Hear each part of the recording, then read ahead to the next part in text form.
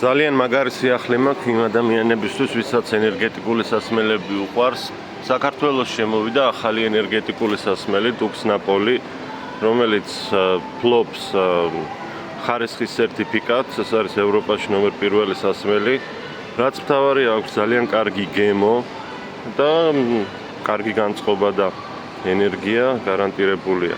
ნატურალურია, შეიძლება ბევრს გაუჭირდეს ახლა დაჯერება ენერგეტიკული სასმელი, როგორ შეიძლება ნატურალური იყოს, მაგრამ შემცველობა სრულებით ნატურალურია.